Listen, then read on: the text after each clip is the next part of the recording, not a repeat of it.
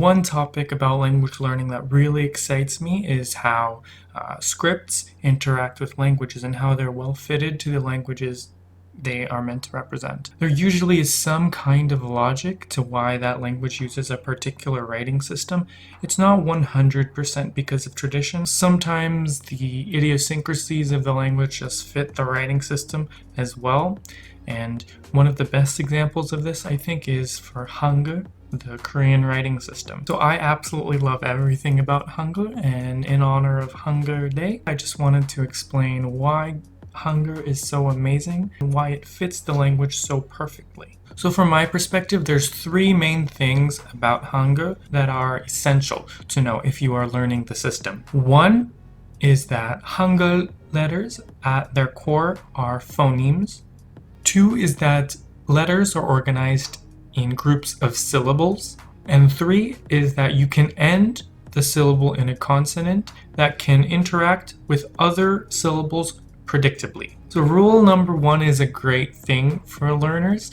You only have to learn about 24 letters, which is even less than the English alphabet. What's even better is that the letters aren't even completely arbitrary. The letter for the G sound represents the tongue raised to block the back of the throat to make the G sound. The letter that represents the M sound represents the lips closed. The letter for the S sound represents the teeth that you make when you make an S sound. And this special letter ing, which can either be a silent consonant or a NG sound at the end of a syllable, represents the back of the throat. And on top of that, similar sounds look similar. So for example, you know the letter for the G sound. If you wanted to make the K sound in your mouth, that's very similar, right? If you make a G sound or a K sound, your tongue, your lips, everything is in the same position, only you just release more air. So because of that, in Korean, the difference between writing the G sound and writing the K sound is just one line of more air. So this system makes learning how to write very easy in the days before universal education even. I remember back in 2013 when I taught myself Hangeul, I found a YouTube video and I was writing down everything they taught me, and within 3 hours of practice I could write any letter, could write any syllable, any sound in the Korean language. Rule 2 may seem a little unnecessary to speakers of European languages because we have just strings of phonemes.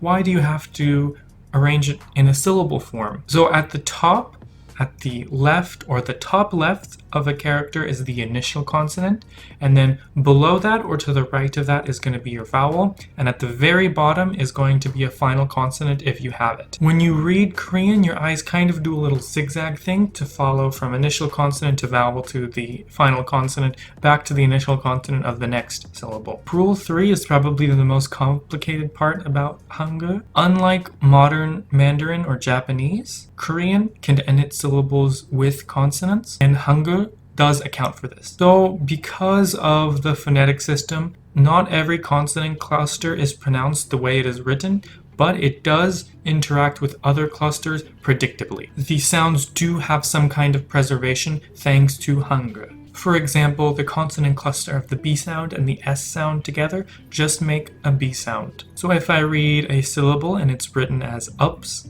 it's actually pronounced as up. However, in the presence of an ing, that S sound does get pronounced. It's not a completely useless letter. It's not a vestige of the old language. You actually still use that sound sometimes. So if I put the sound up with the sound you might predict that it'll sound like aba, but actually in this situation the S sound gets pronounced and it becomes upsa. And this preservation of sounds can only happen because of how Hangeul arranges its consonants. There's actually a very good reason for this syllable-based writing system. So if your writing system is based on syllables, that probably means that the syllable contains some important semantic meaning, right? In English, we make pearls with an S, so we have kid and then we have kids. That S holds some meaning. It talks about multiple, plural. Or maybe when we're talking about verbs, if you say I talk and you wanted to talk about the past, you can say I talked. So D held some meaning in the sentence. It's talking about the past, just that D sound. For us, a single phoneme very often contains some kind of meaning. But in Korean, where so many words come from Chinese characters,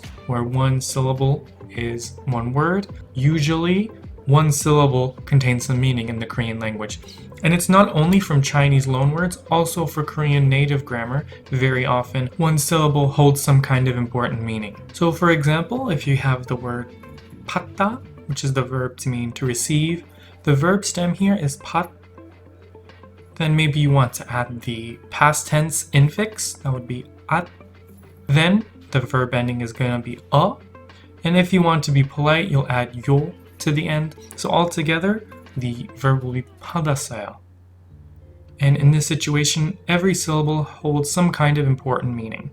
So maybe you're asking, if the writing is syllable based, why not do something similar to Japanese where every syllable has a different character? Why create some hybrid system between alphabet and syllabary? Why not just go all the way for syllabary? The answer to that is very simple. The system of phonetics in Korean is much more complicated than in Japanese. Japanese can allow itself to create a syllabary because there's only a couple dozen syllables in the entire language, but in Korean there's very many more. It's hard to give an exact or meaningful number, but if you multiplied the number of initial consonants by the number of vowels by the number of final consonants, there is a possibility of 11,172 characters in Hangeul, but most of those characters are nonsense or they don't have unique pronunciations. So the real number of unique sounds in Korean is probably more like 3,000. So 3,000 individual symbols. You might be thinking, oh, that's actually less than the amount of characters that an average Chinese person or an average Japanese person learns. So why can't Korean just make its own logographic system, just like in Chinese? So in the days before Hangeul, this is actually how Korean was written, and it did not work very well. Sometimes characters were used for their meanings, sometimes characters were used for their phonetic pronunciations, completely ignoring their logographic meaning. And this obviously becomes an issue for a language using a writing system made for a completely different system of languages. Even if Korean made its own system and scrapped the Chinese one for whatever reason, the same issues would still appear. I said earlier that the syllable holds some meaning, except when it doesn't. The Korean language loves to make contractions, it loves for vowels to absorb vowels, and it loves when syllables are reduced to just single phonemes. So earlier I used the example 받았어요. So let's play around with that a little bit more. So we have the verb stem 받, and maybe you want to be respectful to the subject of this verb, so maybe I'll add the honorific infix 시. If you add that, you need some kind of phonetic buffer between the stem and the infix, just so that you can pronounce all of the consonants. So there's an in there. So we have 받으시. Now let's add the past tense suffix, which is going to be 엇 in this situation. And the honorific infix and the past tense infix contract to become 샷. Now this time, let's add a verb ending with the meaning of like confirmation. It's like saying right at the end of your sentence, and that's going to be 지. Now add the polite ending 요, and that contracts with the G and becomes 조. Now look at the new verb and we have 받으셨죠. It's just a bit of a monster in terms of meaning now. So we contracted things so many times and absorbed things so many times that it's hard to tell which syllable has the meaning and which is the phoneme that has the meaning, and it all just becomes mixed together. We contracted things so much that sometimes a consonant is just holding some meaning. Now imagine a logographic system that has to account for this and has to have a separate character for the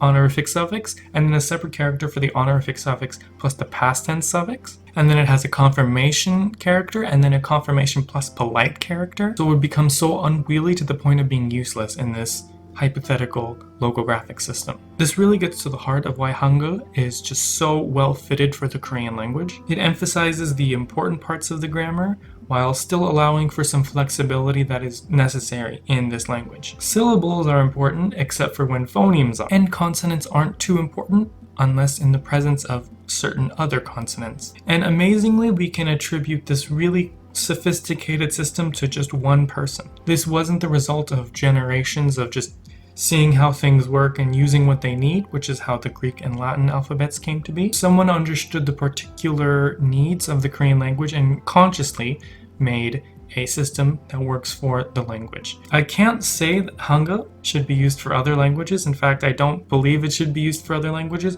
It fits Korean so well. Rather, I think Hangeul should give us an idea of how special each language is and the particular needs of every language. Each language is special, has its own special idiosyncrasies, and that writing system should account for it. One size will never fit all in terms of human language. That is a quick crash course on why Hangeul is just so amazing for the Korean language. If you liked the video, please give it a like and subscribe. Follow me on social media. I post on my Instagram very often about my language learning journey. Thank you so much for watching, and I'll see you in another video soon. Bye bye.